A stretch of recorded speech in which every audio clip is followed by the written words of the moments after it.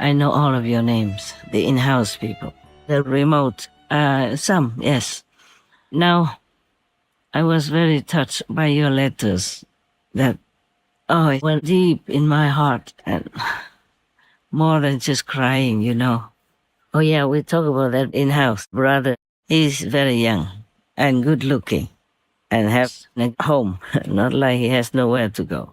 At that time, he still had a business and a girlfriend. Yes. I didn't think he would come and stay together with us forever, but now he's one of the very smart and efficient team members. I thank God for all that, for all of you who decided to come and stay side by side with me and work for the world in the name of God. The in-house also have a lot of work just like the remote, but the in-house are more special. We work in unison and we have to execute any show, any work when under all kinds of stress and situations. And no matter what time and what day, whether we have eaten our meal or not, whether we have slept enough or not, we carry it out according to time demands or according to the importance of the job.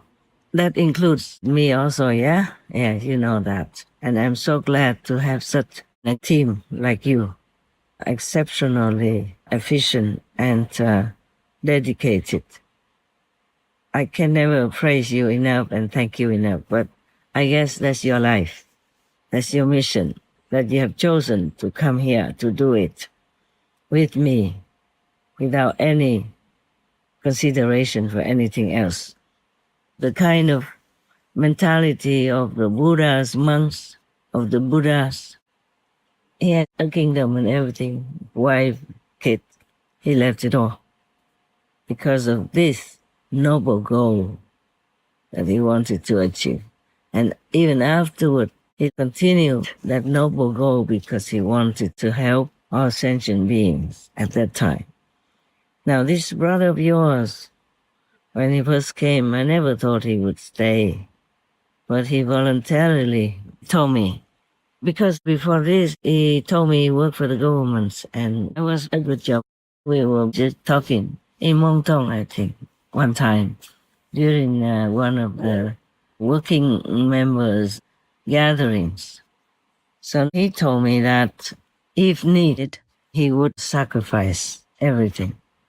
And that's exactly what he did. So he's still here hanging around with all of us and doing absolutely what's necessary, whatever he can, in all his capacity.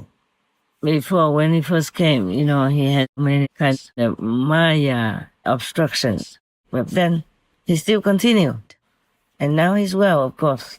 I worried about him so much. If he could endure long, really. But now he's okay. Thanks God for everything. That is one of your amazing brothers. To be away from a loved one is so very, very hard.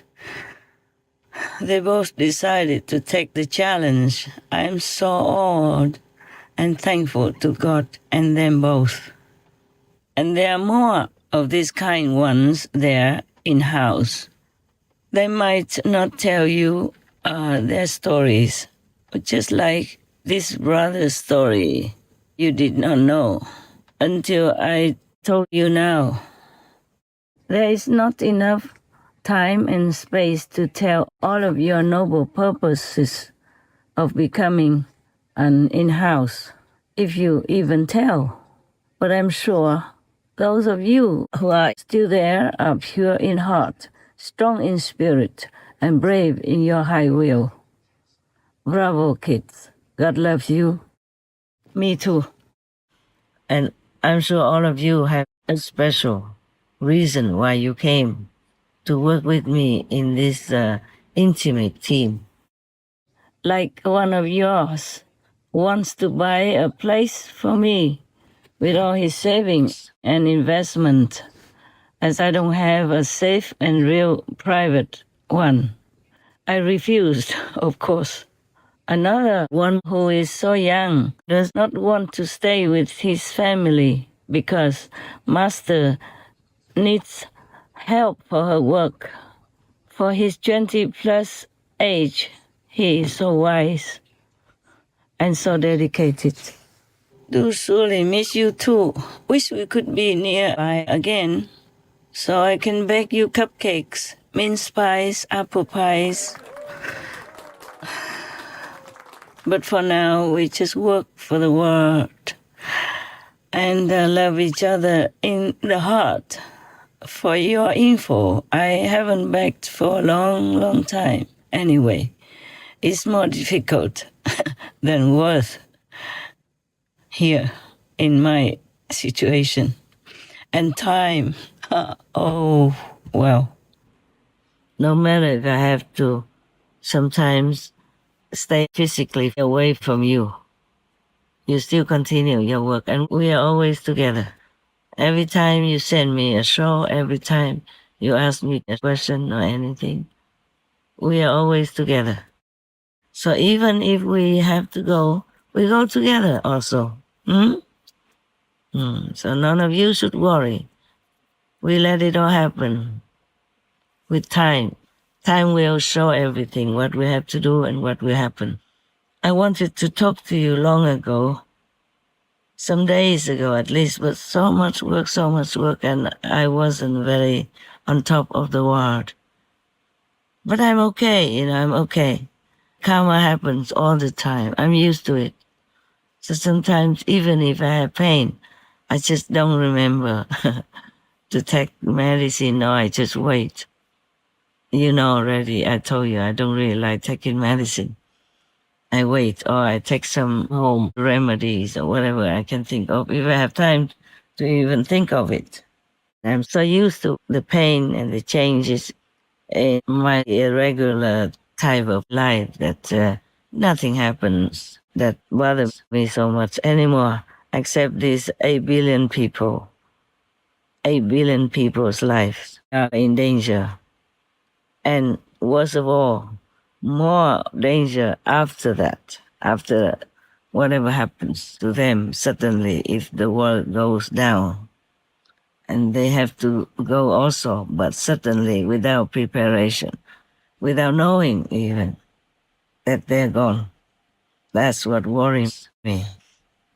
God told me something that is, oh God, that I didn't really want to talk about, and I truly didn't want to tell because I also don't know how to tell people.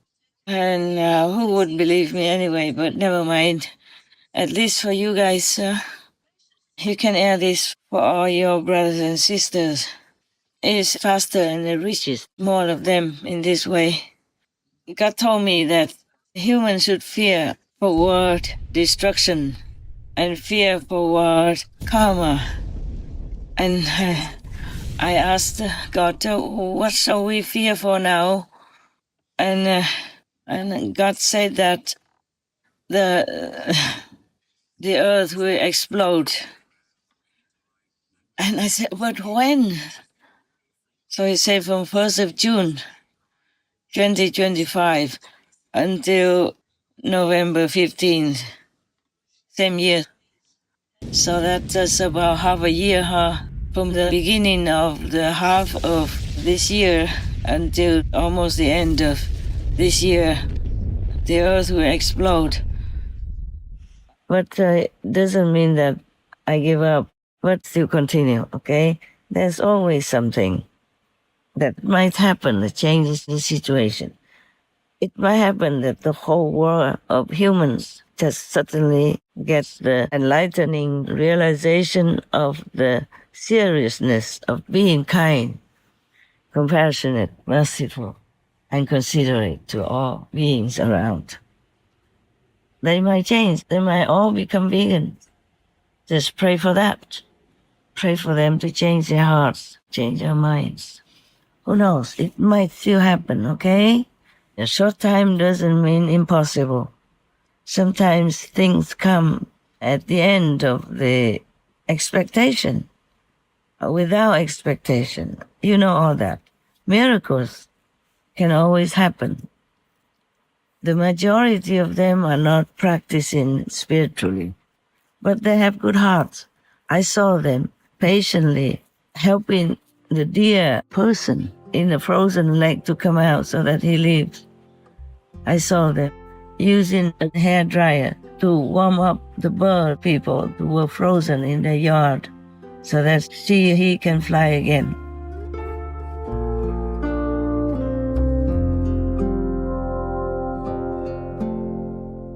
I saw them protecting, feeding the wild, giving them free baths, free nests, free habitats, free food, and they also rescue the stranded fish people, rescue rabbit, deer, raccoon, squirrel, trapped bird people, etc., and bring them into their house, not worrying about the risk of anything, of maybe infection or anything, and rush them to the hospital or to the vet to save their lives and bring them home even afterward, to continue taking care of them until they're better, and then let them free. Some of them even come back daily or monthly or yearly or often to visit their rescuer in their own home. We try to show as much as we can of these kinds of scenes to wake humans up, to let them know that animal people are absolute angels in disguise. I just went outside, and when I looked down, I saw a little tiny dove. Ooh, you're hungry. There was no way to get it back up in the tree. They asked if they could feed it. So I said, well, you guys can go ahead and try, but as soon as it can fly, you need to release it.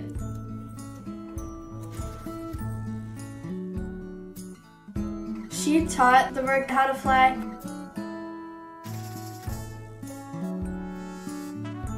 I said, okay, girls, it's time for her to be released. It was very emotional for them. 2 hours later, What are you doing? Trigger's back. Roger, what are you doing? I just never knew that I would have a relationship with a dove. She's like an annoying sibling. She just really trusted us.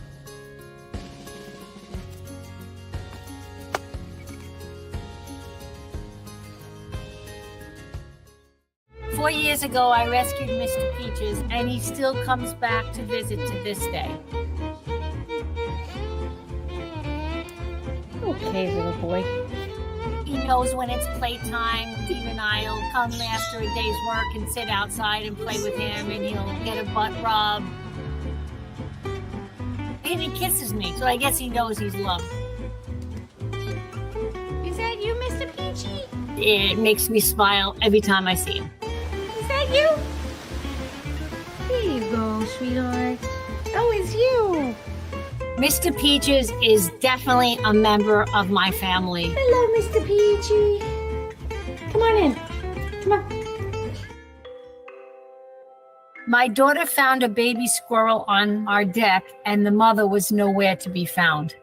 We knew that he needed help, and we started to feed him. Mr. Peaches lived in a little wicker drawer for the first 3 months, and then my father had made him a wooden pagoda that we hung from the ceiling because squirrels feel safest when they're higher. Good morning. Good morning. He made himself a nice little home inside that pagoda. He knows that he's always welcome to come in. He knows where his nuts are kept. He comes in, jumps right up, grabs his nuts, and then leaves again. I think that if Mr. Peaches didn't love us and feel comfortable here, he wouldn't keep coming back. He would have moved on. But he keeps coming back and deciding to share his life with us, which we are grateful for. Animal people are made by God, created by heavens. But some of them are transformed into these kinds of animal people's bodies because of karma. But some voluntarily came down to earth in different animal people forms to help humans in different ways. There is no end to their kindness and sacrifice to help humans and other species, not just on this planet, but everywhere in the universes. That's for sure.